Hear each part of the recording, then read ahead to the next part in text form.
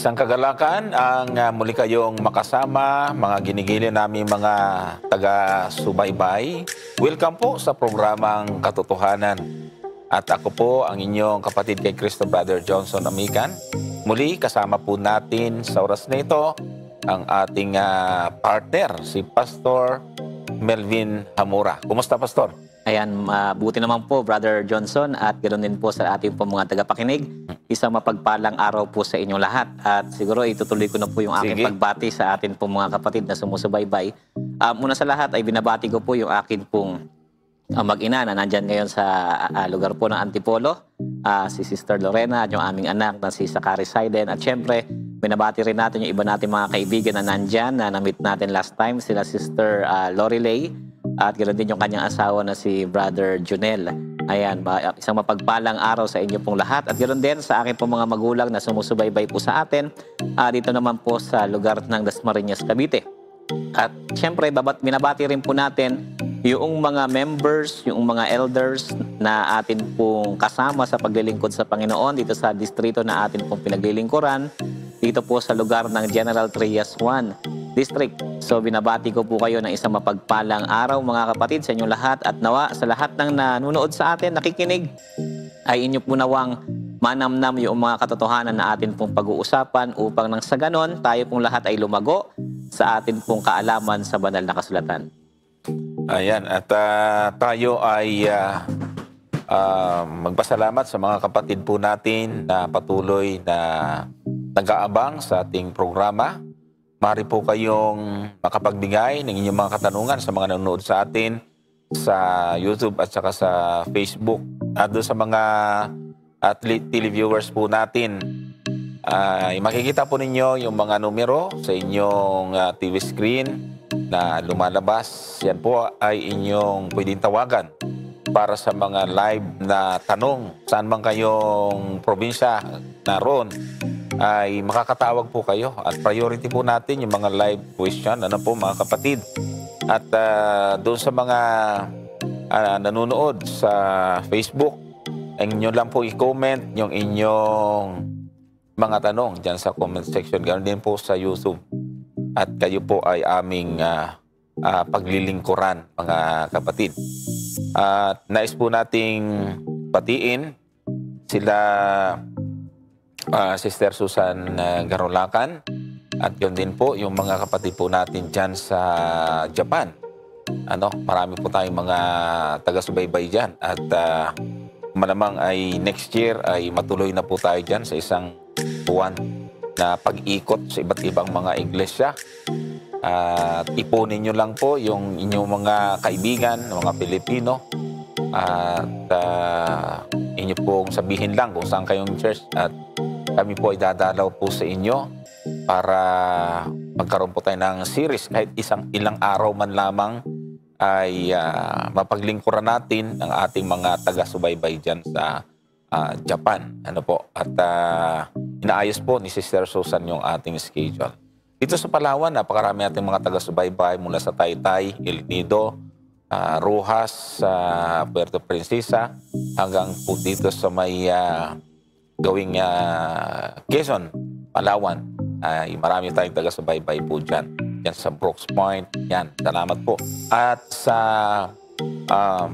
Coron, Coron, Colyon, Palawan. Salamat po sa inyong palaging pagtutok sa atin. At Pastor, meron kayong ihahabol at tayo magsimula. Ayun, idagdag ko po, pinabati rin po pala natin yung atin pong mga kapatid dito po sa lugar din po ng Dasmariñas, Cavite. Sila Brother Marlu, sila Brother Lins, at ganoon din si Pastor Ryan, si Brother Robin, si Pastor Caleb, at syempre yung mga kasamahan po natin na talagang tumutulong sa atin para magpatuloy po yung mga pangangaral na atin pong ginagawa. At syempre, hindi po natin po pwedeng kalimutan ang ating pong isang pastor, Pastor Bjorn Capiendo. Isang mapagpalang araw po sa inyo, dyan sa inyong paglilingkod sa Saudi. Nawa ay mas lalong lumaganap ang pangangaral sa lugar na yan at marami po kayong mapaabutan ng mabuting balita. Ayan. So, tayo po ngayon ay magpasimula at ating talakayin yung tanong na naipadala sa atin sa mga nakaraan po nating programa bilang pasimula. Pagkatapos nito ay bibigyan natin ng daan yung mga bagong tanong kung may magko-comment po sa atin at tatawag sa atin mga kapatid. Ang tanong na ito ay mula sa isang nagngangalang si GL Pangasinan. Siguro lugar itong Pangasinan. Ayan. Ang sabi po niya rito mga kapatid, ano po ba ang value ng sanctuary doctrine sa langit? Ito po ba ay literal na building or infrastructure? Kung oo, ano ba ang ginagawa ni Jesus dun? At paano po ba ito nakakaapekto sa ating salvation?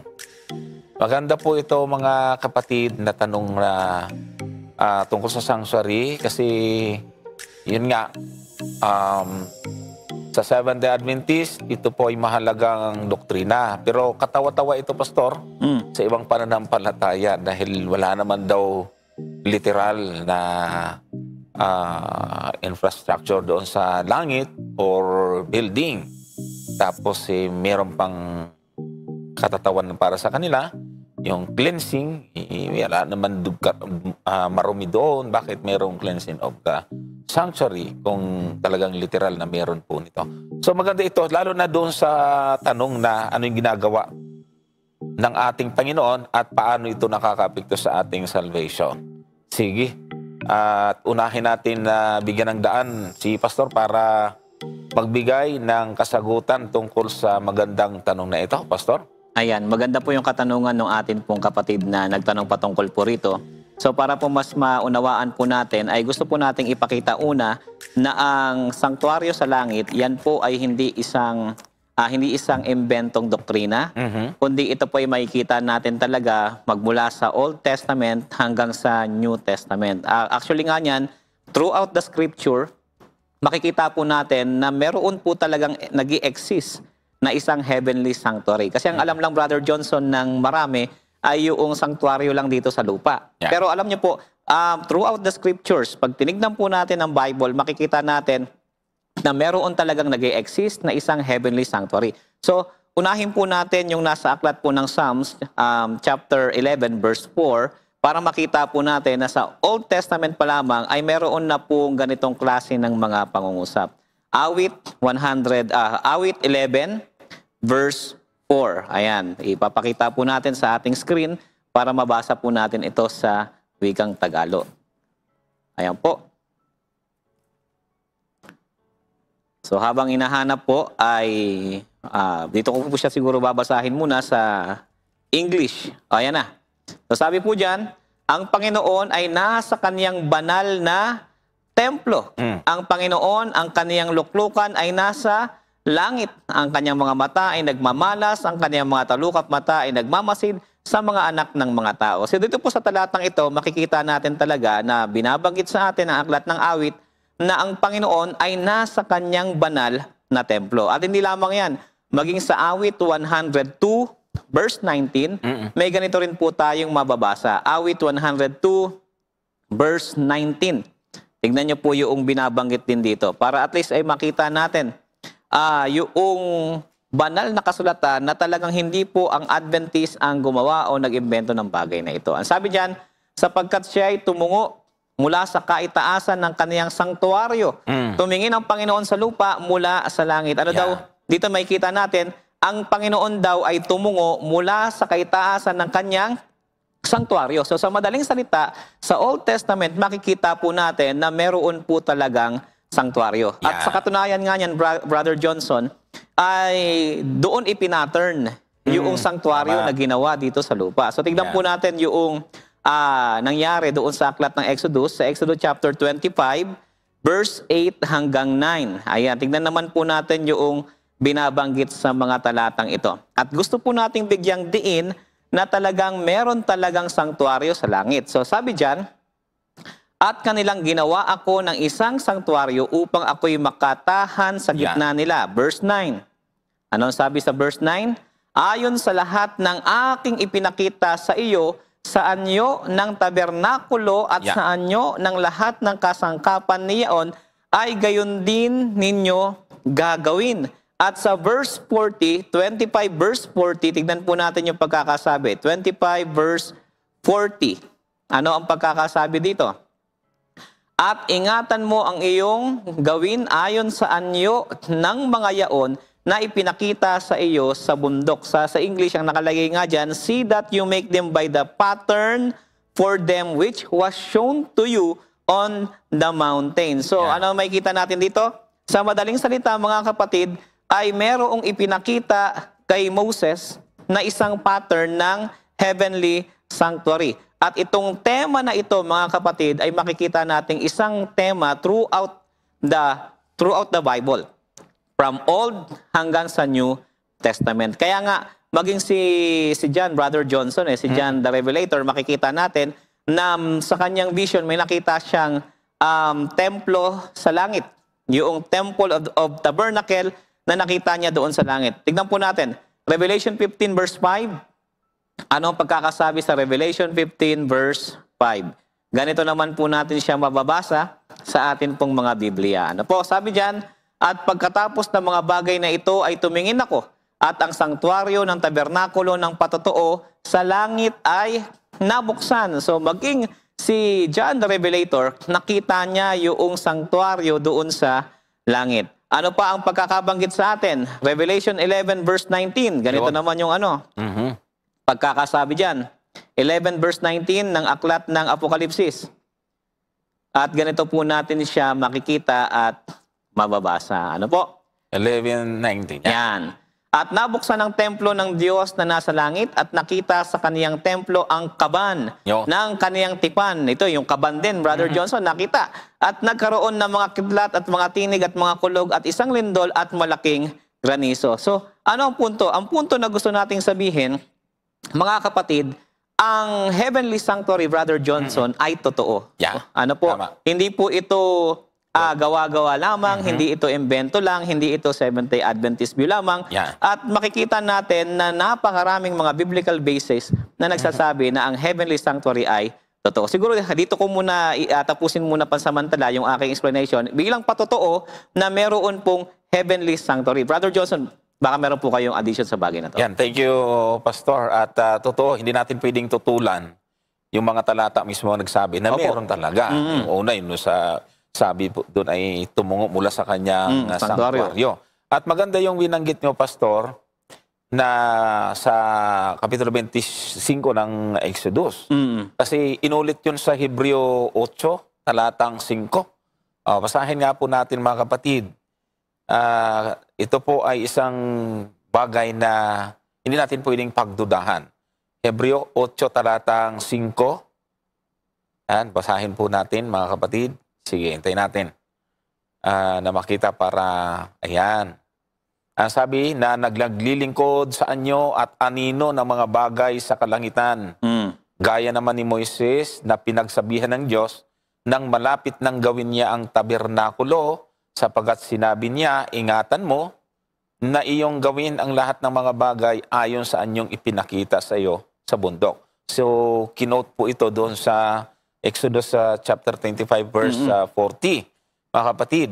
Ngayon, ibig sabihin ay hindi po ito, tama ka, Pastor, hindi ito imbento ng Seventh Adventist. Ayan. Kaya ang tanong ay mayroon bang literal? Meron. Kaya nga lang ay nililinaw natin, Pastor, hindi ito kamukha na may mga material na bagay na kagaya na nasa lupa. Pero yung pattern na ginawa ni Moises ay kung ano yung hitsura. Ayan. Ipinakita sa kanya ng Panginoon kung paano niya gagawin at ano ang ika nga ay pattern ng sanctuaryo dito sa lupa. Naka-pattern po ito doon sa langit, mga kapatid. At ang isang tinatanong pa doon sa atin, Pastor, ay ano yung ginagawa ng Panginoon doon sa panahong ito. Yan. Ano po, kasi yun doon yung pinakamahalaga no? At kung pag-aasapan natin, Pastor, ay hindi po ito isang lugar na walang laman. Meron po, kasi nung lagyan ng laman ni Moises dito, lahat yun ay mayroong sinisimboluhan. Ayun. Kaya maganda yung tanong na ano yung ano nito, ano yung value nito sa ating panahon. Kaya isa-isahin natin ngayon. Gaano pa ito kalaga sa kaligtasan natin, mga kapatid? Kasi baliwala ito sa iba eh. Ayan, totoo Wala yan. itong kwenta sa iba. Kaya maganda yung tanong. Sige, Pastor. Ayan, so maganda po yung bagay na ano nga ba yung value nitong heavenly sanctuary. So una po sa lahat, gusto po nating ipakita na isa sa pinakamahalagang gawain ng ating Panginoon na binabanggit ay yung kanya pong pamamagitan Yan. bilang high priest doon Tama. sa langit. Ano po? So, tignan po natin itong talata na ito sa Hebrews chapter 8, verse 1 hanggang 2. Ayan, Yan. para makita natin. Maganda yan. Hebrews chapter 8, verse 1 hanggang 2. Ang sabi diyan, ang kinauuwian nga ng mga bagay na aming sinasabi ay ito, meron tayong isang dakilang saserdote na nakaupo sa kanan ng luklukan ng karangalan sa mga langit. Ano daw? Meron po tayong isang dakilang saserdote. Sa verse 2, ministro sa santuario at sa tunay na tabernakulo na itayo ng Panginoon, hindi ng tao. Dito, Kuya Johnson, gusto ko makita nila na ating mga kaibigan na ang sanktuaryo na binabanggit dito, Diyos ang siyang nagtayo. Yan. Ano po? So ibig sabihin, kung ang Diyos ang nagtayo, hindi ito po pwedeng i-compare sa ginawa sa lupa sapagkat una, merong pagkakaiba sa gumawa. Tama. 'Di ba? Yung isa ay man-made, yung isa naman ay Diyos mismo ang gumawa. So sa madaling salita, ang sanktuaryo na ito ay isang lugar na kung saan ay hindi natin lubos na mahagip ng ating isipan yung Tama. itsura talaga nito sapagkat una, yung gumawa nito ay ang Diyos. Pangalawa, makikita natin na si Kristo, siya yung namamagitan sa atin doon. Ano po? Alam niyo po, isa sa mga maa-appreciate mo nating aral ng Seventh-day Adventist ay ito pong, babagitin ko lang ito. Ito pong yung tinatawag po nating investigative judgment. Yan. Ano po? Sapagkat ang investigative judgment ay makikita natin na ito yung ministeryo sa loob ng panahon na ito ay yun yung ministeryo na kung saan ang ating Panginoong Diyos ay gumagawa at namamagitan sa atin hanggang sa bago magtapos yung close of probation na tinatawag natin. So ang ginagawa ni Jesus, namamagitan siya para sa atin. Kaya nga ang kagandahan po nito, meron tayong confidence, Brother Johnson, na lumapit sa luklukan ng awa sapagkat alam natin na si Jesus ay nandoon, Tama. namamagitan sa atin. So yun Yan. po yung unang punto na gusto ko pong banggitin, Brother Johnson. Okay, salamat Pastor.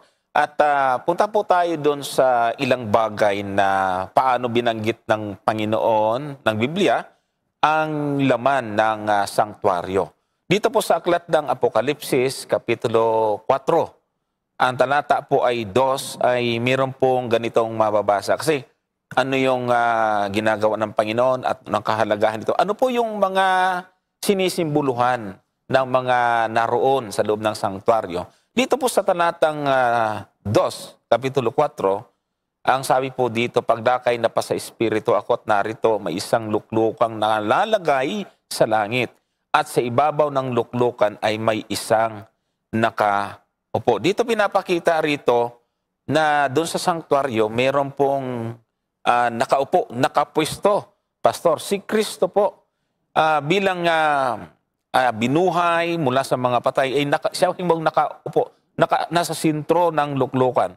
Tanda siya ng tunay na siya po yung namamagitan sa Diyos at sa tao. Kaya yun po isa sa magandang ginagawa. Kasi sa Old Testament, Pastor, meron pong mga seremonya tayong ginagawa. At meron pong araw-araw na mga paghahandog na ginagampanan po ito ng mga saserdote. At sila po yung sa kanila dinadala yung handog.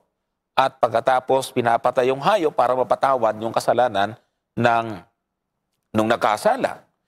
So, yung pong handog ay kumakatawan kay Kristo. At yung pong mismong saserdote ay kumakatawan din sa ating Panginoon.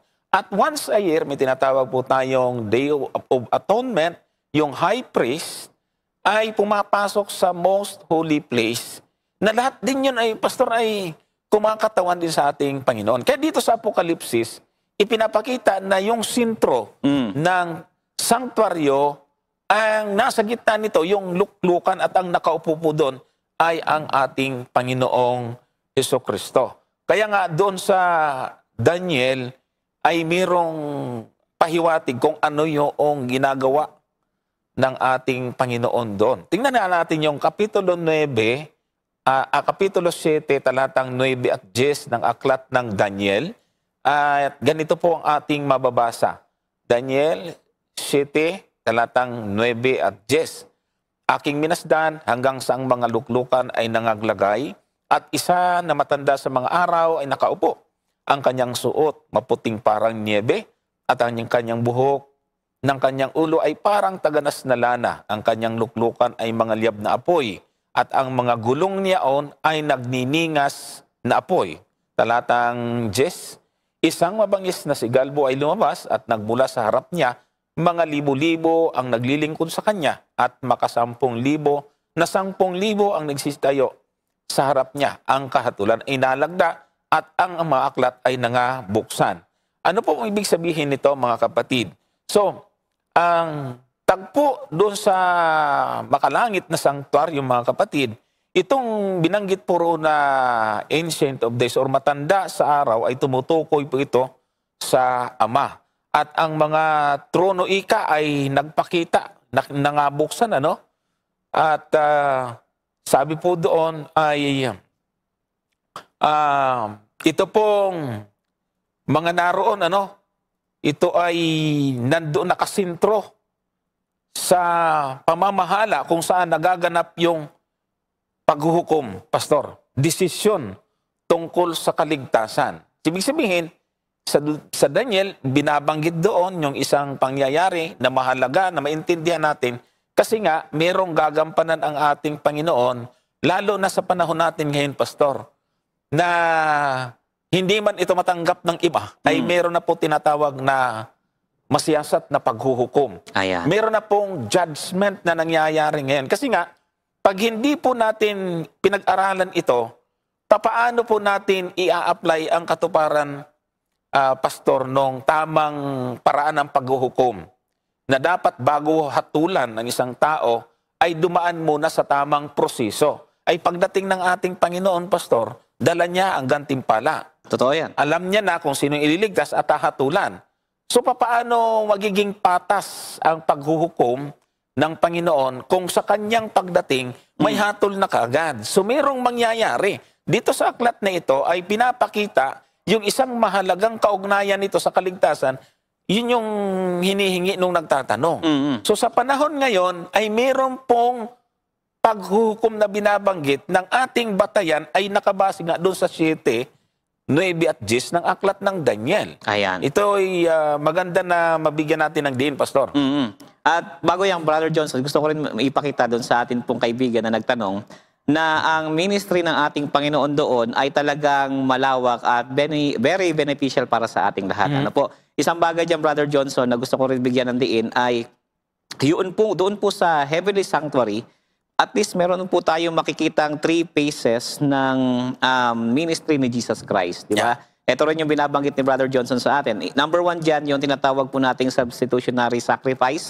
Di ba? Alam naman natin na nagsasakripisyo ng hayop doon yung nagkasala doon sa sanctuary sa lupa. Ngayon, isa sa ministry na ginawa ni Jesus, siya mismo yung tupa. Diba? Kaya nga ang sabi ni John, nung nakita niya si Jesus na lumalapit sa kanya, sabi niya, narito yung kordero ng Diyos na nag-aalis ng kasalanan ng sanglibutan. Pangalawang ministry ni Jesus doon, o yung pangalawang phases, ay yung priestly mediation.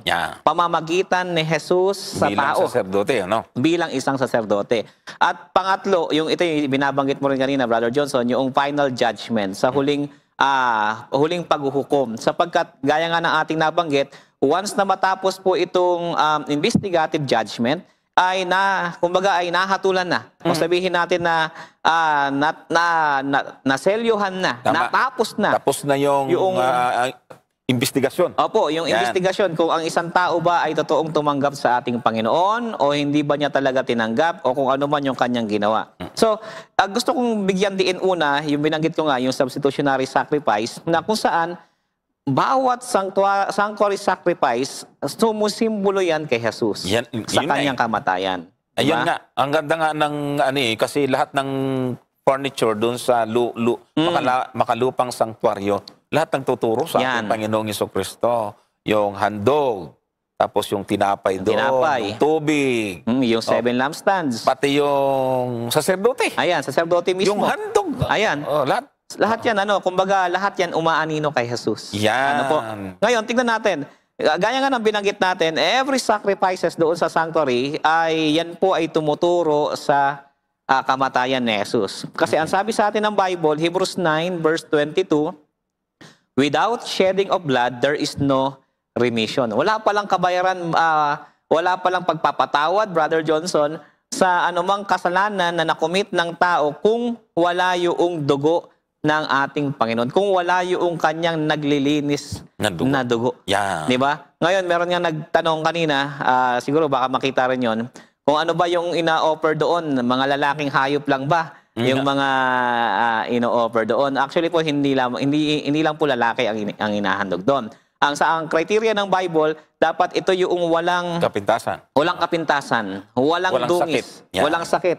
Hindi yan pilay, hindi yan May sakit. may Yeah. sakit Oo. o kung ano pa man.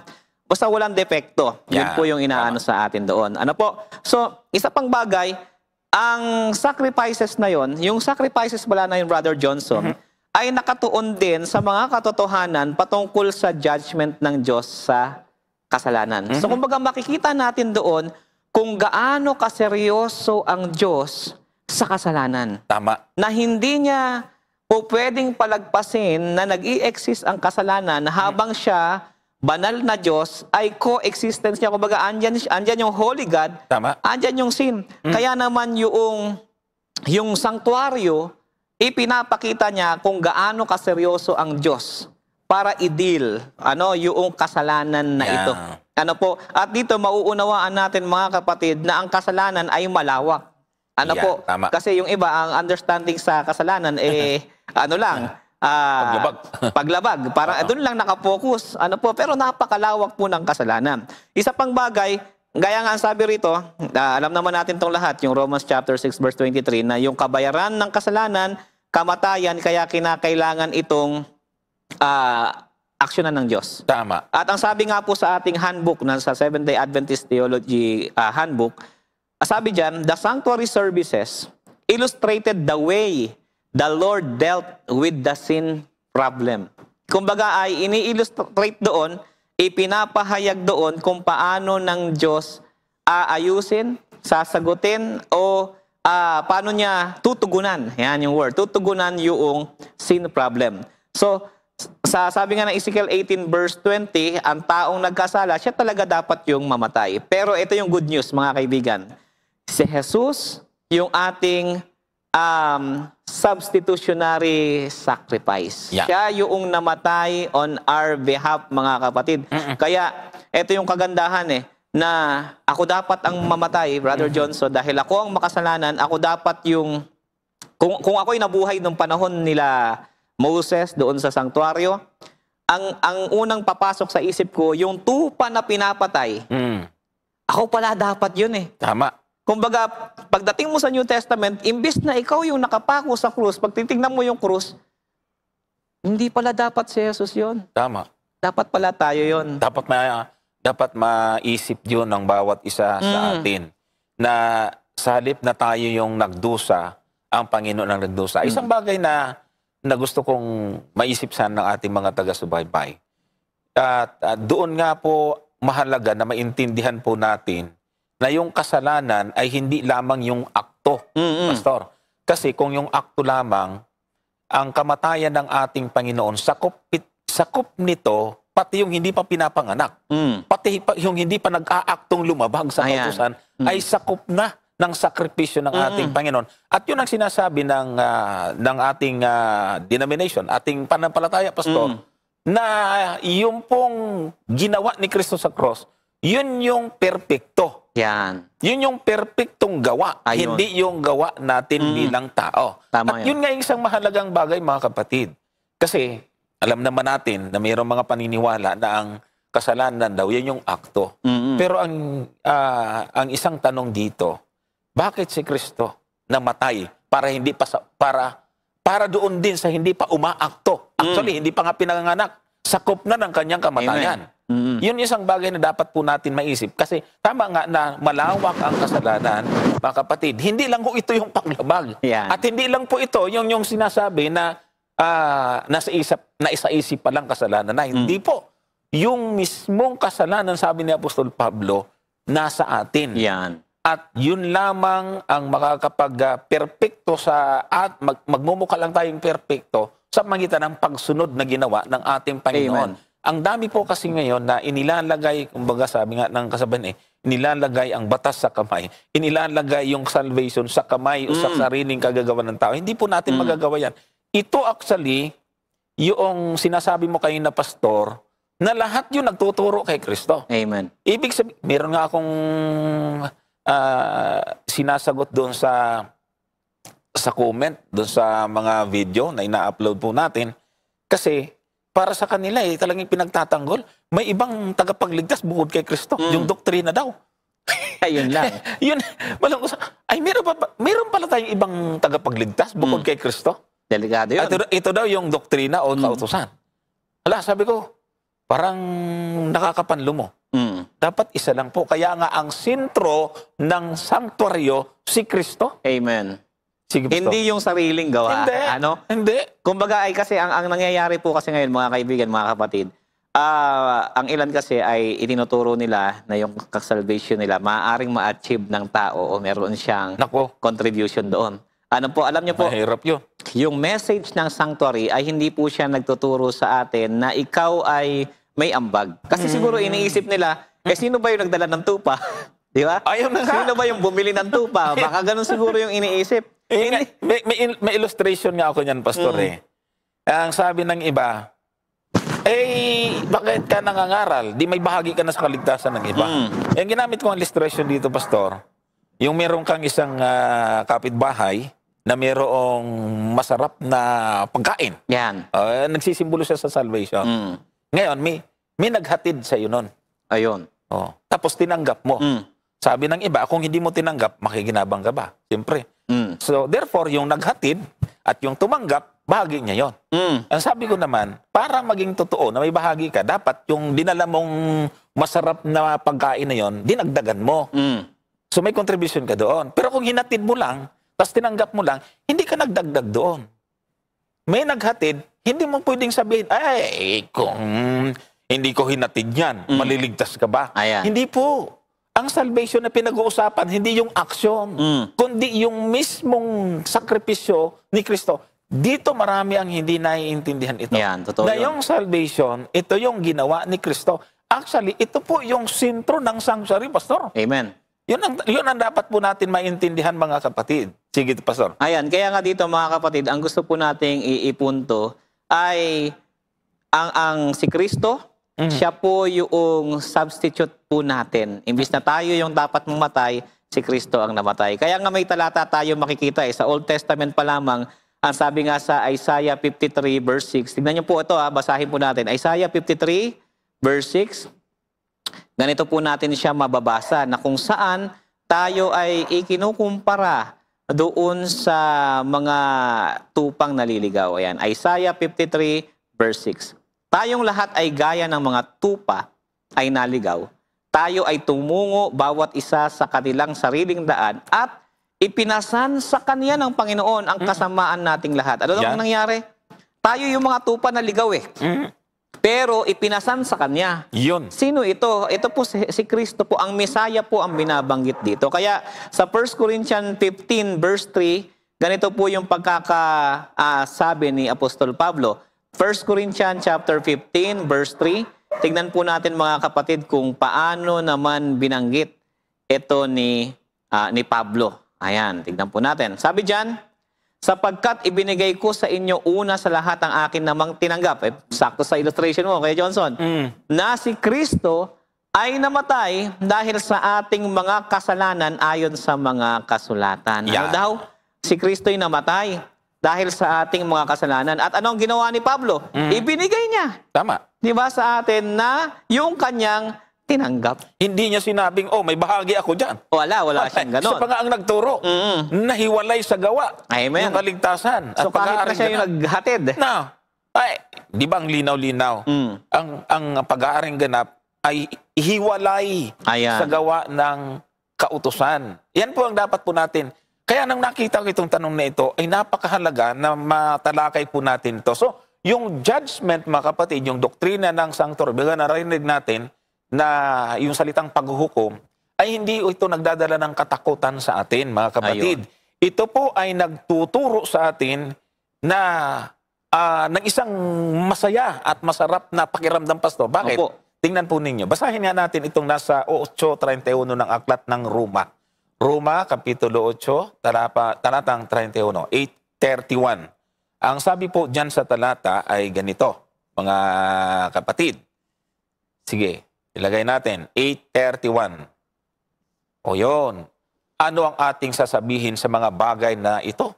Kung ang Diyos ay kakampi natin, sino ang laban sa atin? Biro mo, ito yung kagandahan. Kaya sa mga nanonood sa amin, minsan alam ko, marami ang nanigative, pati sa ibang bansa daw ay nababalita na. Bakit nag-iba na ng turo si Brother Johnson? Na parang baliwala na yung kautusan. Hindi po natin binabaliwala, itinatama ho natin na dapat ang focus natin kay Kristo, hindi sa kautusan o doktrina. Kasi nakakalungkot, ang Panginoon hindi matutuwa kung sa iba natin ibinaling ang paraan ng kaligtasan, samantalang siya yung nagsakripisyo ng kanyang buhay. Marami pong mga papil iyang mga bagay na yan. Pero hindi po yun nagbibigay ng ambag para doon sa salvation. So kung ang Diyos ang nasa atin, ay sino ang laban sa atin? Si Kristo ang hukom. Kaya kung na kay Kristo tayo, wala tayong katalo-talo. Siya yung hukom eh. Ibig sabihin, sa ating panahon ngayon, Pastor, dapat Christ-centered. Amen. Yan ang isang bagay na natutunan ko kay Pastor Bing Alabata. Kasi noon, ay may ganon din akong kaisipan, Pastor, na hindi nakapokus kay Kristo. Nandito sa mga ginagawa natin, mga programa, yung kabisihan po natin, yung ating mga ginagawang evangelism, may tendency na ating ipagmalaki, itong ginagawa ko ito, malaking bagay ito sa kaligtasan. Yung pala hindi, mali pala yun. Kasi yun po ay katangian ng isang ligtas na gumagawa. Kaya yung tanong minsan, Pastor, maliligtas ka ba kung hindi mo ginagawa yung mga yan? Siyempre hindi. Hindi dahil hindi ka naligtas dahil hindi mo ginagawa, kundi hindi nakita sa iyo yung katangian ng isang ligtas. Yun, Pastor. Ayan. So, dito po mga kapatid, may kita po talaga natin kung gaano kalawak itong Doctrine of Sanctuary at kung gaano po ito kaimportante sa buhay ng isang mananampalataya. Siguro, bago tayo mag-entertain, siguro may ibang mga katanungan. Alam ko, may mga tanong na. Ay gusto ko rin makita po natin itong binabanggit ni Apostol Pedro. Sa aklat po ng unang Pedro 2:24. Tignan niyo po yung pagkakasabi rito. Unang Pedro 2:24. Maganda na makita natin itong sinabi ni Apostol Pedro. Ang sabi niya, na siya rin ang nagdala ng ating mga kasalanan. Ano ang ginawa ni Jesus? Dinala niya ang ating mga kasalanan sa kaniyang katawan sa ibabaw ng kahoy upang pagkamatay natin sa mga kasalanan ay mga buhay tayo sa katwiran at dahil sa kaniyang mga sugat ay nagsigaling tayo. Hindi ka ba mapapaibig sa Panginoon? Naman. Diba? Masarap yun. Dahil sa kanyang sugat, imaginein mo, yung tayo na mayroong mga sugat, tayo na may mga kasalanan, tayo na may mga depekto, dahil sa kanyang sugat, gumaling tayo. Yun ang isang bagay, Pastor. Kaya napakaganda na ilagay natin sa isip natin, mga kapatid, na yung ating ginagawang paglilingkod at pagsunod, dahil na-realize natin kung gaano ang pag-ibig ng Diyos sa atin, tayo binigyan ng karapatang maligtas, samantalang ang totoo, hindi tayo karapat-dapat. Amen. So, ibig sabihin, yung ating pagiging masunurin sa kautusan ay nasa konteksto ng pag-ibig natin sa Diyos na nagligtas sa atin. Hindi tayo karapat-dapat eh. Kaya nga yung salitang inaring ganap, hindi tayo ganap eh. Hindi tayo karapat-dapat. Itinurin lang tayong ganap dahil sa Panginoong Hesukristo. Yan yung isang bagay. Ganyan, gusto ko bang bigyan ng pansin dito, Pastor? Dahil sa earthly sanctuary, merong dalawang compartment. Yan. Meron yung holy place saka most holy place. Doon sa daily sacrifice ay ang seremonyang ginagawa ay doon lamang sa unang bahagi, yung holy place. Samantala sa isang bisis isang taon ay pumapasok yung high priest doon sa most holy place. So ito po yun mga kapatid na ang Panginoon ay pumasok din sa pangalawang ministeryo sa langit na bagaman hindi ito katanggap-tanggap sa iba, subalit saganang atin sa pag-aaral natin dahil nga dapat magkaroon din ng fulfillment yung Day of Atonement sa Old Testament, ay wala pong iba na magiging katuparan nito kundi yung ating tinatawag na pre-Advent judgment na pumasok ang Panginoon noong 1844 doon sa pangalawang ministry sa langit. Doon siya namamagitan ngayon sa atin. Yan po isang bagay na isasama natin dito sa ating tinatalakay, Pastor. Ayan. Kaya nga ito, Brother Johnson, na gusto nating makita una, yun po kasing holy place, pag tinignan po natin yan sa Lumang Tipan, ito yung unang silid doon po sa tabernakulo na may, meron siyang nandun yung table of shewbread, nandun yung altar of incense, at yung iba pang mga kagamitan naroroon din. Tama. At ang layunin po nito mga kapatid ay yung araw-araw na serbisyo na ginagawa ng mga pari. Yung tinatawag po nating daily ministry. Yeah. At dito po, isinasagawa po yung patuloy na paghahandog para sa kapatawaran at pananatili ng relasyon ng mga Israel. Samantala, yung most holy place naman, ay ito naman yung pangalawang kwarto na binabanggit po natin na kung saan ay nakaharang po dyan yung isang veil o kortina. Tama. Ano po? At nasa loob naman po niyan ay yung pong Ark of the Covenant na kung saan ay kinaroroonan ng presensya ng Diyos, yung tinatawag nating Shekinah Glory. At once a year, ang high priest po ay pumapasok dito po sa most holy place. Yun po yung araw na kung saan ay tinatawag na Yom Kippur or Day of Atonement. Para ito sa paglilinis ng sanktuaryo at sa kabuuhang pag-aalis ng kasalanan mula po sa bayan. Kasi ang nangyayari po niyan, alam naman natin na sa daily sacrifices, doon po sa unang part ng sanktuaryo, ay inililipat yung kasalanan magmula sa tao patungo sa tupa at mula sa tupa mapupunta naman sa sanktuaryo. Kaya naman once a year kinakailangan po itong linisin. Ngayon, ano yung function nito? Ano po? Una, yung holy place, yung ministry ni Kristo na makikita natin dito, yan nga yung binabanggit natin. Una, yung substitution ni Kristo. Siya yung namatay para sa atin, siya yung tupa. At pangalawa naman yan, ay yung sa most holy place, ito naman ay tumutukoy doon sa huling yugto ng ministeryo ni Kristo doon sa langit. Yung paghuhukom o paglilinis ng sanktuaryo na binabanggit sa atin sa Daniel chapter 8 verse 14. Ano po? Na kung saan ay makikita, basahin siguro natin, Daniel chapter 8 verse 14. Ano ba yung sinasabi dito? Daniel 8 verse 14. Ayan, ang sabi po dyan, at sinabi niya sa akin hanggang sa 2,300 na hapon at umaga, kung magkagayoy malilinis ang sanktuaryo. Ano po? So may kinalaman po yan dito sa paglilinis naman sa sanktuaryo. Kasi kung sa Old Testament, ano po, sa earthly sanctuary, meron pong paglilinis na ginagawa, ay ganun din po doon sa sanktuaryo naman na binabanggit sa sanktuaryo sa langit. Ngayon, tignan po natin yung sa Hebrews chapter 9, verse 23 to 26. Ano ba yung pagkakasabi dyan? Hebrews chapter 9, verse 23 hanggang 26. Ganito naman po natin siya mababasa. Ayan. Sabi diyan, kinakailangan nga na ang mga anyo ng mga bagay sa sangkalangitan ay linisin ng mga ito. Ano po? So, pansinin niyo po hindi po kami ang may sabi na dapat linisin yung na sanktuaryo doon sa langit. Ang sabi ng talata ay kailangan itong linisin. Ngunit ang mga bagay ring ito sa sangkalangitan ay linisin ng lalong mabubuting handog kaysa rito. Verse 24, sapagkat hindi pumasok si Kristo sa dakong banal na ginawa ng mga kamay na kahalintulad lamang ng tunay, kundi sa talagang langit upang humarap ngayon sa harapan ng Diyos dahil sa atin. Verse 25, At siya ay hindi rin naman kailangang ihandog na madalas pa ang kaniyang sarili na gaya ng dakilang saserdote na pumapasok sa dakong banal taon-taon na may dalang dugo na hindi niya sarili. 26.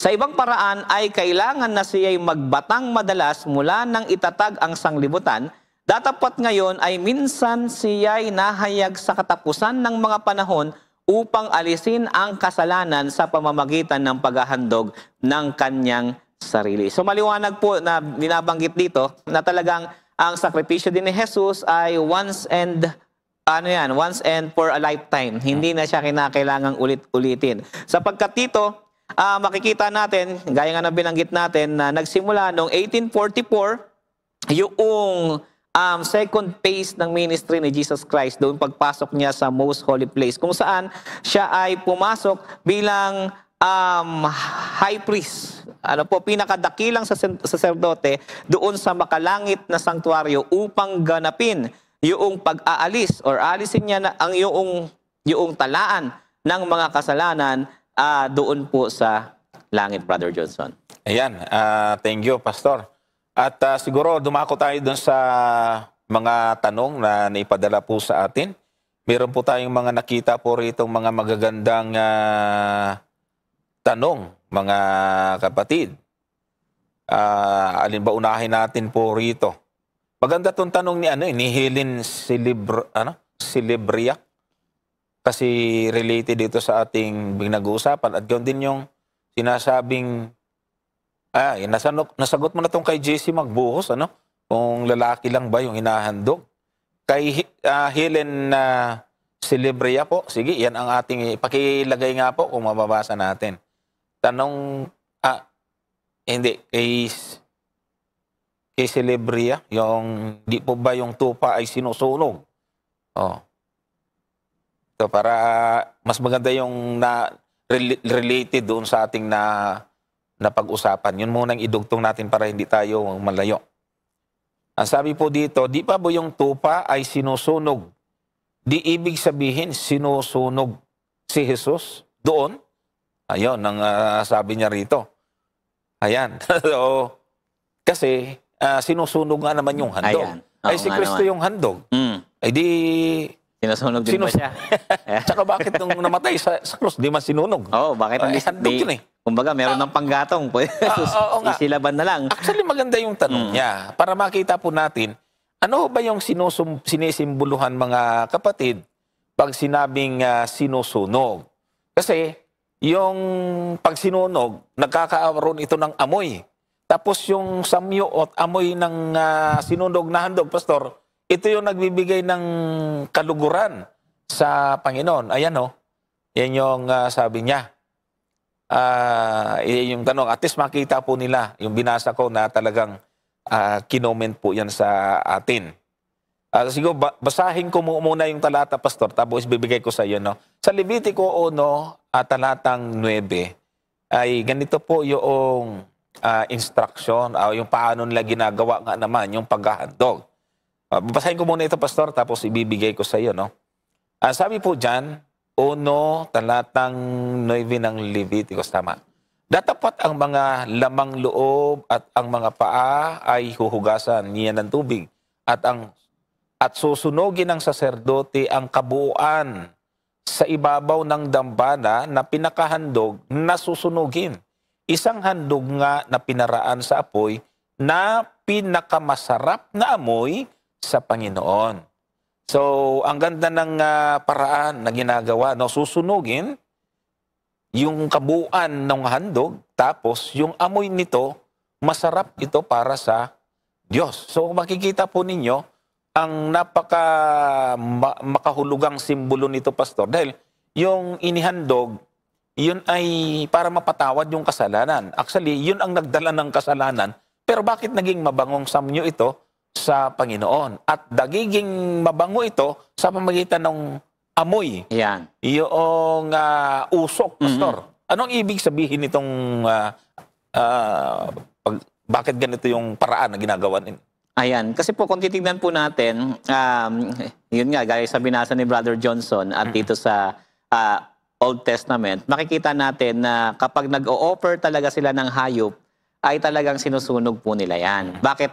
Ang pagsusunog po ng tupa, ito po kasi ay, kumbaga sa literal na paraan ng paghahandog, ay talagang kinakailangan mong isunugin yung buong tupa sapagkat ito yung paraan nila ng paghahandog sa Panginoon. Talagang totally burned po yan. Ngayon, tandaan natin na yung ginagawa sa sanktuaryo, yan po ay shadow. Yan nga. Yan po ay symbol. Or ang ilang translation ginamit diyan na salita ay parable ng mas higit pang realidad. Ano po ng nasa langit. So, siguro Brother Johnson, babasahin ko yung Hebrews chapter 8. Umpisahan ko po sa may verse 3 hanggang sa verse 5 para makita po natin. Hebrews chapter 8 verse 3. Tingnan po natin yung pagkakasabi diyan. Sabi diyan, sapagkat ang bawat dakilang saserdote ay inilagay upang maghandog ng mga kaloob at ng mga hain naman. Nasa ganito'y kinakailangan din namang siya'y magkaroon ng anumang ihahandog. Verse 4, kung siya nga'y nasa lupa ay hindi siya saserdote sa anumang paraan, palibasa'y meron ng nagsisipaghandog ng mga kaloob ayon sa kautusan. Verse 5, na nangaglilingkod sa anyo. Ayan, yung gusto nating makita. Ito po ay anyo at anino ng mga bagay sa kalangitan. So yung ginagawa po sa lupa, yan po ay anyo, yan po ay anino ng mga bagay na ginagawa sa kalangitan. Gaya naman ni Moises, na pinagsabihan ng Diyos nang malapit nang gawin niya ang tabernakulo, sapagkat sinabi niya, ingatan mo na iyong gawin ang lahat ng mga bagay ayon sa anyong ipinakita ko sa iyo sa bundok. Kaya si Jesus po, hindi po siya hinunog sapagkat yun pong ginagawa sa sanktuaryo ay anyo. Ito po ay anino. Ito po ay pumapatungkol sa sakripisyo ni Jesus doon sa cross. Kaya hindi po kinakailangan na si Jesus ay sunugin din, Brother Johnson. Yeah. Yun po yung punto doon sa tanong ni Sister Helen. Ano po? Opo. At maganda po yun mga kapatid kasi kung titingnan natin, ang ibig pong sabihin ay yung pagsunog dun sa hayop ay hindi nangangahulugan na parusa yun sa hayop. Ano po? Kundi iyon po ay alam natin na galit ang Diyos dun sa kasalanan. Kaya kailangan siyang i-consume. So, ang kasalanan doon ang kailangan pong mawala. Hindi ho pinarusahan yung hayop. Kasi nga itong hayop ang naghandog at kumakatawan sa ating Panginoong Hesukristo. Ang ating Panginoon ay hindi siya sinunog ng literal, subalit nakaranas po siya ng paghihirap bago siya mamatay, Pastor. Yun ang may sasabi po natin na simbolo noong pagsunog na iyon. Naranasan niya yung spiritual na apoy. Yung pinahirapan siya, Pastor, bago yung dumating yung kanyang kamatayan doon sa cross. Sabi niya, Diyos ko, bakit po pinabayaan? Doon sa 27:46 ng aklat ng Mateo. Ito isang malalim na karanasan ng paghihirap na maaring sabihin natin sumisimbolo doon sa apoy. At dahil sa handog ng ating Panginoon, naghirap siya, naging mabango naman ito sa paningin ng Ama. Amen. Ayan. So, yun ang ating sasagot siguro doon. Ngayon, meron kang dagdag doon, Pastor, o punta tayo sa sunod na tanong? Ayun po, siguro dagdagan ko lang ng konti. Yun nga, gaya po ng binanggit ni Brother Johnson, doon po kasi sa Old Testament, kaya po siya nagiging mabangong handog o mabango sa Panginoon sapagkat hindi ibig sabihin na yung pagsunog doon ay nilalagyan talaga nila ng pabango. Yun po ang ibig sabihin nun sapagkat yung mga hayop na ino-offer sa Panginoon ay in-offer ng may pananampalataya. Kaya ito po ay nagiging isang mabangong samyo. Simbolo po ito ng kagalakan ng Diyos sa sakripisyo na ginagawa ng mga tao at simbolo rin ito sa sakripisyo ni Jesus sa atin na ang Diyos ay, kumbaga, sabi nga, dati yung wrath of God, yung galit ng Diyos para sa atin Pero dahil sa kamatayan ni Jesus, sa kanyang sakripisyo, ay nagkaroon ng, kumbaga, naapis, napawi yung galit ng Diyos sa sangkatauhan. Ayan. So, next question po tayo. punta tayo doon sa sunod na tanong. Sino po yung... Sige po, kayo po ang maglagay ng tanong ko. Ano yung nandyan? Ito yung kay... Yung daw ata yung, paano daw yung hayop? Na Paano po yung tao na walang hayop? Ay, maganda to. Maganda po tandaan ni Jesse magbuhos yung paano po yung mga tao na walang hayop na maiaalay. Paano siya patatawarin sa kanyang kasalanan? Actually, maganda po itong tanong na ito, Pastor. O sige, ikaw muna. Kasi ano yan kumbaga ay, o nga naman, paano kung totoo. naubos na yung kambing mo? Kaso, Oo. pinakamaliit, maya. Oo, Pwede. yun nga kumbaga, ito, kung titignan natin, ano po, may mga provisions po na ibinibigay ang Tama. Panginoon. Kung titignan natin, mga tatlong antas na may kita nating alternative na po pwedeng ihandog ng isang tao. Number 1, kung wala kang tupa, maaari kang maghandog ng 2 ibon. Tignan po natin, Leviticus chapter 5 verse 7. Tignan po natin ang pagkakasabi rito. Leviticus chapter 5 verse 7. Sabi po dyan, at kung ang kaniyang kaya ay hindi sapat upang magdala ng isang kordero, ay magdadala nga siya sa Panginoon na pinakahandog niya Yan. sa pagkakasala dahil sa ipinagkasala niya ng dahil sa pinagkasala niya ng 2 bato-bato Yun. o ng 2 inakay na kalapati. Yan. Ang isa'y pinakahandog dahil sa kasalanan at ang isa'y pinakahandog na susunugin. So, pwede po yung bato-bato o kaya naman ay yung kalapati. So, ang gagawin po rito, yung pari, yung magsasagawa po ng seremonya dito. At yung isa, ihahandog para sa kasalanan sa pamamagitan po ito ng pagpapatak ng dugo sa altar. At ang isa naman ay susunugin bilang handog na susunugin o yung tinatawag po nating burnt offering. Yun po yung una. Pangalawa, ay kung wala ka ring ibon, ayan, siguro hindi ka nakadagit ng ibon. Wala ka ring mahuli. Wala kang mahuli. Maaaring maghandog ng giniling na harina naman. Ayan. Pwede naman po yung giniling na harina. Isang ikasampung bahagi ng epa na tinatawag. Leviticus 5, verse 11. Ayan. Nandiyan rin po yan. Leviticus 5. Makikita po natin yan. Kasunod hanggang Kasunod 13. lang po yan. Leviticus 5, verse 11. Tandaan nyo lamang po. Madali lang siyang tandaan. Leviticus, tapos 5, 7, 11. O, di ba? 7 yung isa, 11 naman yung isa. Yan. Sabi dyan, 7-Eleven. datapat kung ang kaniyang kaya ay hindi sapat upang magdala ng 2 bato-bato o ng 2 inakay ng kalapati, ay magdadala nga siya ng ikasampung bahagi ng isang epa ng mainam na harina na pinakahandog dahil sa kasalanan niya. Hindi niya lalagyan ng langis, ni bubuhusan man niya ng kamangyan sapagkat handog dahil sa kasalanan. So dito naman po mga kapatid, mapapansin natin wala namang dugo na ialay dito. Ngunit yung handog ay tinatanggap pa rin po yan ng Diyos kahit wala siyang dugo.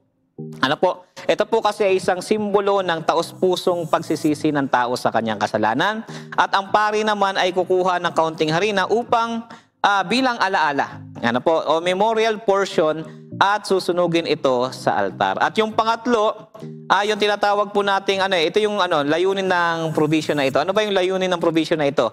Ipinapakita ng Diyos na walang sino man ang dapat mawalan ng paraan upang makalapit sa kanya. Ang punto, itong 2 provision na ito, yung pangatlong layunin niya ay i-remind ang mga tao na wala kang po pwedeng maging dahilan para hindi ka makalapit sa Panginoon. Sa madaling salita, yung kapatawaran ay hindi nakabase sa kayamanan, hindi nakabase sa anuman ang meron ka sa buhay, kundi nakabase sa pananampalataya at pagsisisi. Ang punto po rito mga kapatid na gusto nating ipakita, hindi tinitingnan ng Diyos yung laman sa panahon natin ngayon, hindi tinitingnan yung laman ng pitaka mo, hindi tinitingnan yung antas mo sa buhay, kundi nakatingin ang Panginoon sa puso mo na ikaw ay handang magsisi sa iyong mga kasalanan, Brother Johnson. Kaya dati, Pastor, ay hindi ko na-appreciate yung doctrine ng sanctuaryo. Kasi bukod po doon sa mga provision o mga choices na paghahandog, Pastor, mula doon sa mga bato-bato hanggang maya, ay kung wala na talaga, ay harina. Sobra namang hirap na kung pati harina ay wala. Mga kapatid, ginagamit yan bilang pagkain. Daily nila. yan eh. At ang isa pa po doon na napakaganda po rito is yung tinatawag na daily sacrifice, Pastor. at ito'y mababasa, tinatawag na tamid, ano? At na nangangahulugan po ito, mga kapatid, ng walang hanggang o patuloy na pagtubos ng ating Panginoon. Kaya hindi lang ho ang paghahandog dahil kung may nagdala. May kusang handog po doon na hinahandog sa umaga at sa hapon na nagsisimbolo ito sa patuloy na pagtubos ng ating Panginoon. Kaya napakaganda po na pag-aralan ito, mga kapatid. Ano? Walang naghandog. May kusang handog, Pastor. Kusa, ibig sabihin, continual. Yung tuloy-tuloy na simbolo ng pagtubos at walang hanggang pagtubos na ginagawa ng Diyos. Na mula noon, hayop, hanggang ngayon, ay nagpapatuloy ang paglilingkod na ginagawa ng ating Panginoon. So, next question na tayo ulit. Kung meron pa po diyang tanong, mga kapatid, ano po yung kanina? Sige po, kayo na po yung ano. Meron dito pangalan, si Hudan? Hudan. Hudan. Oh, kapatid. Kumusta ka dyan, kapatid? Araw-araw po ay may alay, nauna na yata nasagot natin. Ay may alay na pinapatay para sa kapatawaran ng kasalanan ng buong bayan ng Israel. Si Job ay may ginagawa ring paghahandog para sa kapatawaran ng kasalanan ng kanyang mga anak. Ano po ang kahulugan nito ngayon? Nangangahulugan ba ito na pwede nating ipanalangin ang kapatawaran? Ay, ito maganda tanong. Nangangahulugan ba pwede natin ipanalangin ang kapatawaran ng kasalanan ng ating mga anak at pamilya? Oh, maganda, no? Pero hanapin natin sa aklat ng Job yun doon para makita po natin. Ay, ito siguro yung yung tuwing birthday nung practice yan ng ilang mga kaibigan nating kasi hindi natin alam kung anong specific, particular na talata. Anong masasagot mo doon, Pastor? Actually, kung ang tanong ay okay lang bang magkaroon ng intercessory prayer, actually, wala pong masama doon na po pwede po nating ipanalangin yung atin pong mga kaibigan na sila po ay magsisi, na sila po ay magbalik loob sa Panginoon sapagkat importante po yun. Pero tandaan po natin, ang pagpapatawad ay kapag ang isang tao mismo sa kanyang sarili ay taos-pusong humihingi ng tawad sa Panginoon. So ang magagawa natin, ipanalangin sila na dumating sila sa punto at ma-realize nila yung kanilang buhay na dapat ito ay maisuko sa Panginoon. Huwag po natin silang susukuan. Alam nyo, Brother Johnson, isa nga sa mga kwento na narinig ko, kung kilala nyo po si Brother Fernando Camacho, ayan, ninong ko yan sa kasal. Ang isa sa mga kwento niya na narinig ko, kinuwento niya sa amin, na isang araw umuwi siya ng bahay nila lasing. Talagang lasing siya. At pag uwi niya, ay narinig niya yung kanyang nanay na nananalangin. Nananalangin, lumuluha. Pinapanalangin siya na siya ay magbalik loob sa Panginoon. At doon nabagbag yung kanyang puso. Kaya po siya ay nagbalik loob sa atin pong Panginoon. So ang punto po, malaki ang kapangyarihan ng prayer. Ipanalangin po natin ang ating mga mahal sa buhay na naliligaw ng landas, mga kakilala natin na mayroong matinding problema. At ang Panginoon ay gagawa ng paraan para i-reach out ang mga taong ito sa sitwasyon na kanila pong kinalalagyan ngayon. Ayan. So nakita ko yung talata sa aklat ng Job, Kapitulo 1, talatang 4 at 5. At basahin nga po natin ang talata ito. At salamat doon, Pastor, sa iyong unang sagot. At ang kanyang mga anak ay nagsiyaon at nagsipagdaos ng kapistahan sa bahay ng bawat isa sa kanilang kaarawan o birthday nga, yung sinasabi natin. At sila'y nangagsugo at ipinatawag ang kanilang 3 kapatid na babae upang magsikain at magsiinom na kasalo nila. Talatang 5. At nangyari, nang makaraan ang mga kaarawan ng kanilang pagpipista na si Job ay nagsugo at pinapagbanal sila at bumangong maaga sa kinaumagahan at naghandog ng mga handog na susunugin ayon sa bilang nilang lahat sapagkat sinabi ni Job, marahil ang aking mga anak ay nangagkasala at itinakwil ang Diyos sa kanilang mga puso. Ganito ang ginawa ni Job na palagi. So maganda yung iyong illustration kanina, Pastor. Ang sabi dun sa talata, iniisip ni Job na marahil nagkasala yung kanilang anak. Ibig sabihin po rito, yung layunin ng paghahandog ni Job ay nagbigay siya ng paghandog para sa kanyang mga anak dahil nga sa iniisip niya na ito'y nagkasala. Ang ibig sabihin po nito, mga kapatid, ay ito'y isang pagmamalahal at pagmamalasakit ng isang ama. Yes. Mga kapatid? Nandun yung ipinapakita niyang pag-aalala at pagmamahal. Baka yung aking mga anak ay nagkasala. Pero hindi ito prescriptive o hindi ito, Pastor, isang huwaran na dapat din natin gawin na para mapatawad yung aking anak. Kasi sa Biblia ay meron pong descriptive at meron pong prescriptive. Yan. Mga kapatid. So ito po ay hindi isang pamantayan na dapat po nating gawin, kundi nakikita po natin dito yung pagmamahal ni Job sa kanyang mga anak, nag-aalala siya, baka ito'y gumawa ng mga kasalanan, so naghahandog po siya sa Panginoon.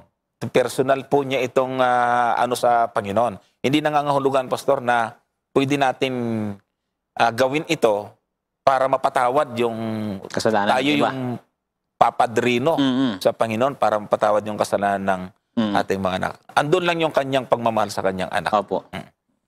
So, ano po yung tanong natin na nandyan? Meron po ditong tanong yung si Carlos Angeles.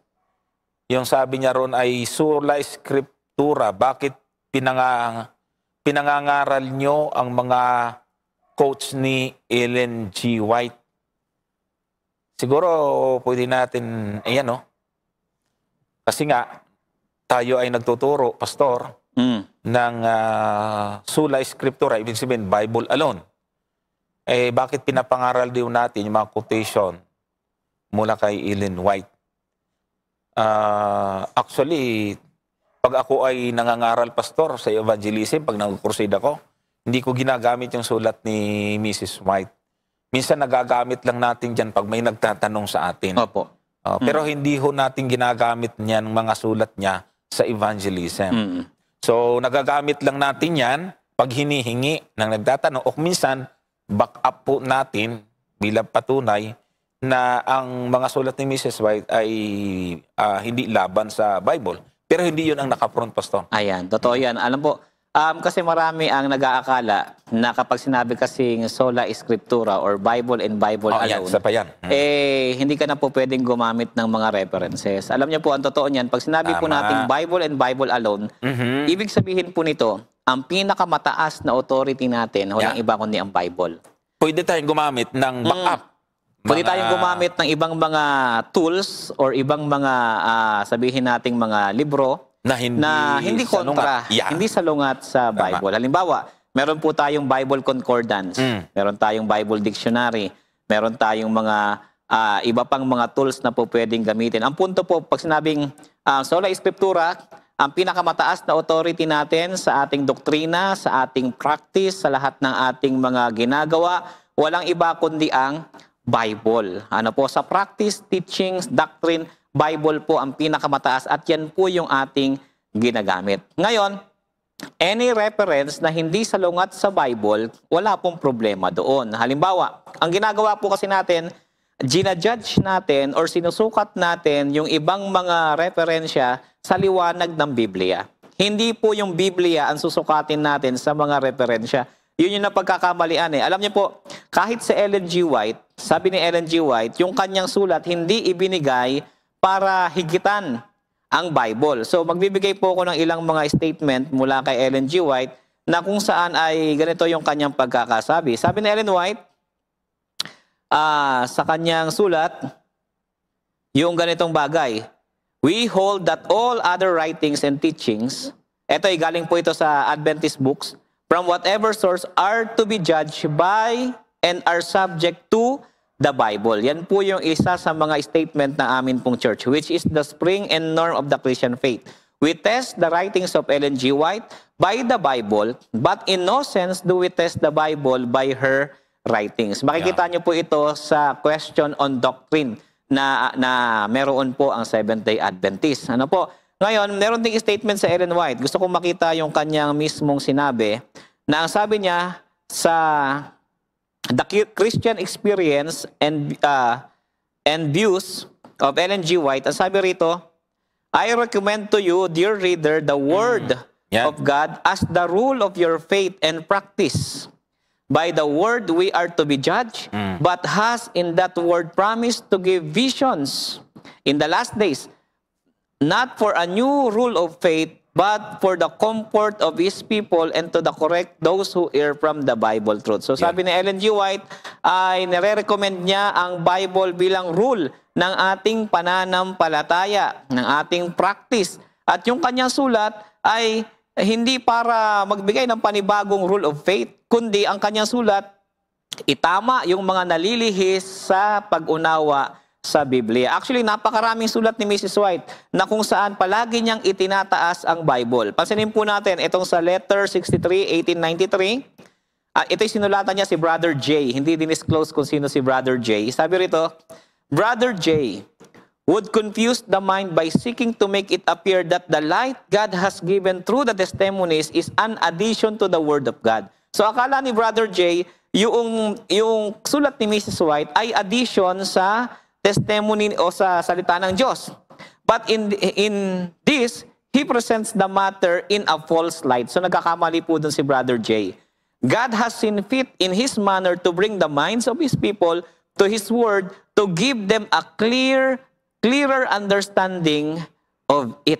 Ano po? So yun po yung bagay na makikita po natin. Kaya nga isa pa, panghuli, bago ko ibigay kay Kuya Johnson, sabi ni Ellen White, I take the Bible just as it is, as the inspired word. Si Ellen White mismo nagsabi nito. Hindi sinasabi ni Ellen G. White, mas mataas ang sulat ko kaysa sa Bible. Hindi kagaya ng ibang mga bagong propeta nagpapakilala na mas authoritative yung kanilang sinabi. Sabi ni Ellen White, I believe its utterances in an entire Bible. Men arise who think they find something to criticize in God's word. They lay it bare before others as evidence of superior wisdom. These men are many of them smart men, learned men. They have eloquence and talent. The whole life work is to unsettle minds in regard to the inspiration of scriptures. They influence many to see as they do. And the same work is passed on from one another, just as Satan designed it should be, until we may see the full meaning of the words of Christ. When the Son of Man cometh, shall He find faith on the earth. Ang punto rito ni Ellen G. White ay itaas ang Biblia, yung mga taong matatalino, mauhusay, maraming alam, kinikriticize nila ang Bible, pero sabi niya ay hindi ganon. Dapat ang Bible pa rin ang pinakamataas na authority. Iyan. Amen. Meron dito magandang tanong si Zion. Tingnan po nga natin. Direct, pakilagay nga po. Tungkol sa Genesis chapter 6. Ayon. Ano pong meaning sa Genesis 6? Yung mga anak ng Diyos na nag-asawa ng mga anak na babae ng mga tao. Yung mga giant. Salamat po. Zion. Okay. O, puntahan po natin yung Genesis. Sa chapter 6 po yan. Tingnan natin ang talatang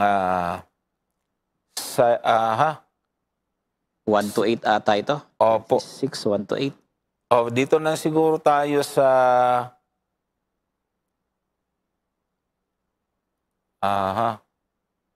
chapter 6.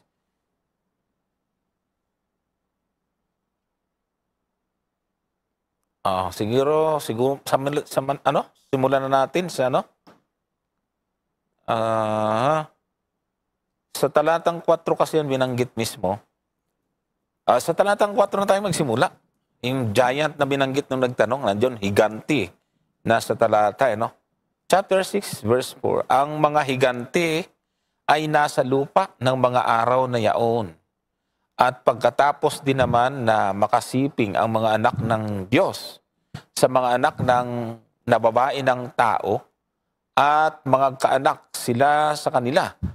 Ang mga ito rin ang naging makapangyarihang ng unang panahon ng mga lalaking bantog. So dito ay binanggit na nga naman yung mga anak ng Diyos at nag-asawa raw sa mga anak na babae ng tao. So yung tanong niya, ano ang meaning? Ano ang ibig sabihin nito? Sige, Alam niyo po, paliwanag natin. yung word kasi dito na giants, galing po yan dun sa salitang Nephilim eh. Ano po, actually, makikita rin natin yung ganitong klaseng description doon sa Numbers chapter 13 verse 33. Siguro, Oo nga. basahin din natin ito, Numbers 13 verse 33, kung saan nabanggit din po yung mga higante. Opo, kasi yung ibig sabihin ni Pastor, yung Hebrew word ng higante ay Nephilim. Nephilim. Pero dito sa talatang ito, ay mismong Nephilim ang nilagay. Opo, Nephilim mismo. 13:33. Ayan. Yan.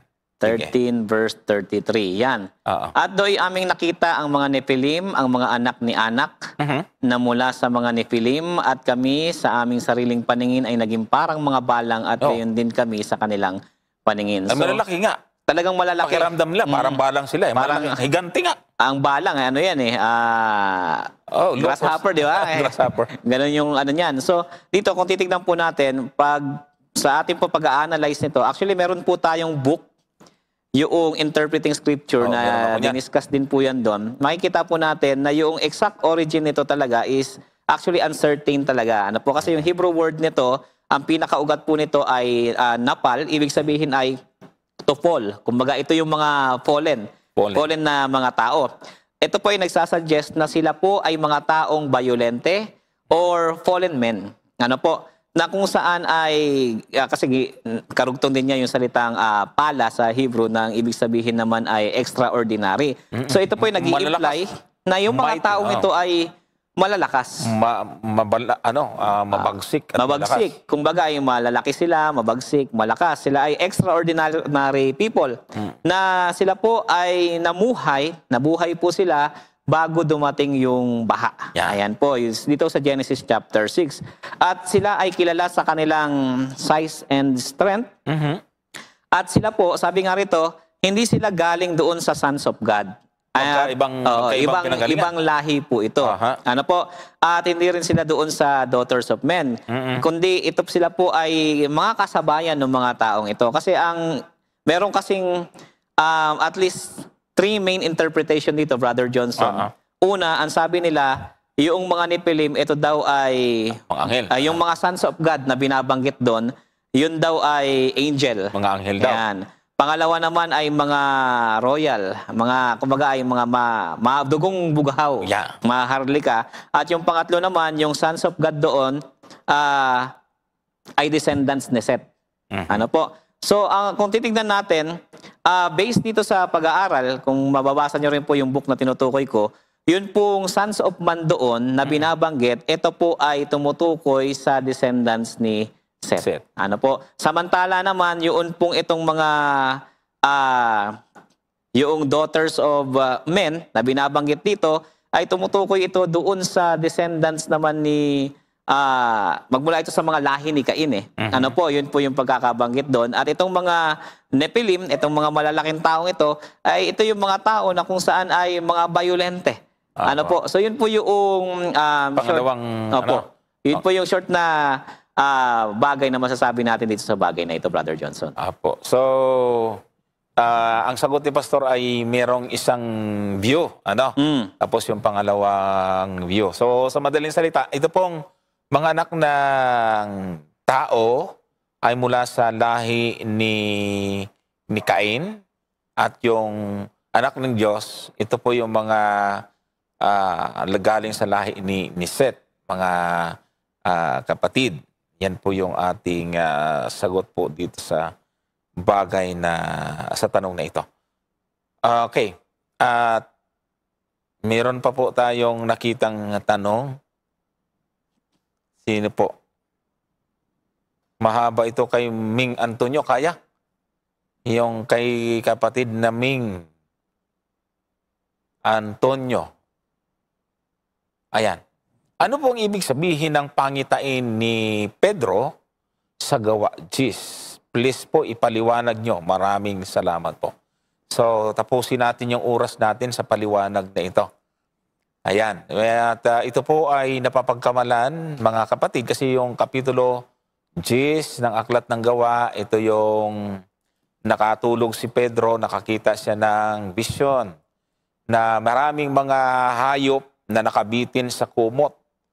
Tapos ay nakarinig siya ng boses, inutusan siya na magpatay at kumain. Sabi ni Apostol Pedro, ay hindi ako kumakain, hindi ako, Panginoon. Kailanman hindi ako kumakain ng bagay na marumi at karumal-dumal. So ipaliwanag ika. Actually, napakaganda ng diwa ng Kapitulo 10 ng Gawa. Merong itong napakahalagang mensahe sa atin. Kaya lang sa iba, nauwi sa baboy. Ayan. Sige, Pastor. Totoo yan. Ano po, kasi ito po ay talagang madalas ginagamit ito para sabihin na, oh, pwede nang kumain ng baboy. Yan. Pwede nang kumain ng kahit na anong klase ng hayop. Pero alam mo, Brother Johnson, doon pa lamang magkakaroon na ng problema. Kasi una, kung ang ipinakita kay Pedro ay yung mga hayop sa lupa, eh bakit kumakain na ngayon ng pusit? Bakit kumakain na ng mga shells? Oh, wala diba? naman doon. Wala namang tubig doon. Wala naman sa vision. Wala naman sa vision. So alam niyo po, Walang aquarium, no? walang aquarium. So kumbaga kung titignan natin, ang tawag namin dyan nung ako'y nag-aaral ng theology sa ating eskwelahan ay minoring the major at majoring the minor. Tama. Ibig sabihin, kung ano yung hindi naman talaga pinag-uusapan, yun ang ginagawang pinaka big deal dun sa text na yon. Parang may ganyan talinghaga eh. Sinasala yung lamok, nilolonok ng kamelyo. Ayan, totoo yan. So kumbaga ang punto ay hindi po ang focus doon ay sa pagkain ng mga karumal-dumal. Wala eh. Wala po. Kaya nga kung mapapansin po natin, pagkatapos ng vision, Yan. si Pedro natitilihang totoo. Tignan po natin, Acts chapter 10 verse 17. Yan. Tignan po natin Andun yung susi eh. Sige. natitilihan siyang totoo. Niisip siya kung ano yung Iniisip niya. kahulugan. Ano po? Oh, sige. Kumbaga, naguguluhan siya. Sabi Yo. diyan, no? Samantalang nananatiling totoo, Natitilihan. natitilihang totoo, Si Pedro. si Pedro, sa kaniyang sarili, kung ano ang kahulugan ng pangitain kaniyang nakita, narito ang mga taong sinugo ni Cornelio, nang maipagtanong ang bahay ni Simon, ay nangagsitayo sa harapan ng pintuan. Gusto kong makita niyo yung first part. Yeah. Si Pedro natitilihan. Ano siya eh, nagtataka. Nagtataka siya. Ano bang kahulugan Diba? nito? At ang sabi niya, ano yung kahulugan ng pangitain? Yeah. Tignan niyo po isang talata lang ang natapos, verse 19 na tayo, basahin natin ang verse 19, iniisip pa rin ni Pedro. Tingnan niyo po samantalang iniisip ni Pedro ang tungkol sa pangitain, ang problema, Kuya Johnson, yung iba hindi na inisip. Hindi na nag-isip eh. Hindi na nag-isip. Pero dito, hinuli na agad. oo, inalis ka agad.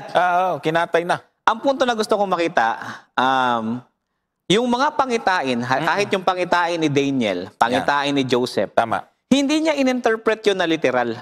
Yeah. Kumbaga, kahit yung may nanaginip doon sa kulungan, hindi niya sinabi, ay totoo, ganyan talaga hindi. Hindi. Pag sinabing pangitain, mga kapatid, palaging meron po yang kahulugan. Ano po, ang pangitain ay merong sinisimboluhan. Tama. Kaya nga si Pedro, sabi sa verse 19, iniisip niya kung ano yung kahulugan ng pangitain na ito. At Binigay naman sa kanya, Pastor, ang kahulugan. binigay po sa kanya. Ano po, actually, makikita nga natin yan sa verses, sa verse 28, Oo. na ang sabi doon, Naintindihan na ni Pedro yan. naintindihan niya po yan. Ano Kasi dumating yung tao eh. Ano ang naintindihan ni Pedro? Tignan po natin.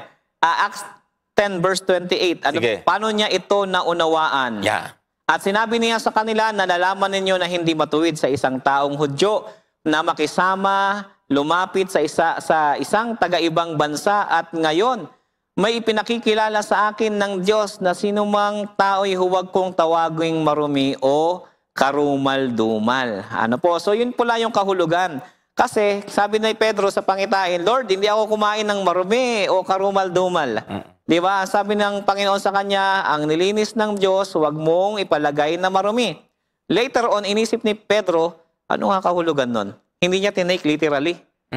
Pwede na palang kainin. Hindi ganon. Kundi ang pagdating sa 28, doon niya na-realize, ito pala yung kahulugan. Ang tao, huwag tatawaging marumi o karumal-dumal. So, ibig sabihin, nang maunawaan ni Pedro, hindi niya na hindi ang kahulugan ay pwede nang kainin yung baboy. Opo. Kasi kung mapapansin niyo mga kapatid, ang sabi niya rito, sinabi niya sa kanila, nalalaman ninyo na hindi matuwid sa isang taong Hudyo na makisama lumapit sa tag-ibang lupa. Gayon may pinakilala sa akin ng Diyos na sino mang tao ay huwag kong tawaging marumi o karumaldumal. Ang tinawag ni Pedro na marumi o karumaldumal, yung mga nasa hayop. Ngayon, ang tamang, nang dumating sa kanya tamang kahulugan, mga tao ang ibig sabihin. Ayan. Kaya sinasabi natin kanina sa una pa lang na may mahalagang mensahe ito. Ang mensahe ng gawa 10, sabi mo nang nagtanong, anong mensahe po nito? Ito po ay kaligtasan sa mga hintil. Kasi sila Pedro ay mga Hudyo.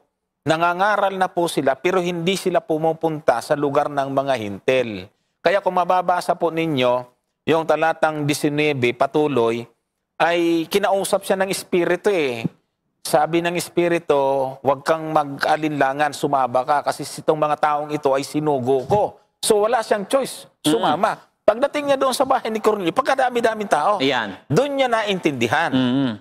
Dahil nga sa hindi siya pwedeng tumanggi, dahil sinabi ng Espiritu, pagdating yun, naintindihan niya, ito pa rin yung ibig sabihin. Kasi hindi siya pupunta. Hindi niya mapapangaralan si Cornelio at mga kamag-anakan kasi mga hintil ito. Pero naintindihan niya, pinapunta siya doon, naintindihan niya na yung palang gawa, Jess, ay simbolo ng kaligtasan, hindi ho ng mga pagkain sa karumaldumal. Lumilipad na yung oras natin eh. Umiikot-ikot na. Ibig sabihin, wala na po tayong time. Opo. So, mga kapatid, talagang bitin pa rin pero agahan niyo po na magtanong sa susunod at mag-request po kayo ng mga katanungan at yan po ay ating uunahin sa susunod po natin na live, mga kapatid.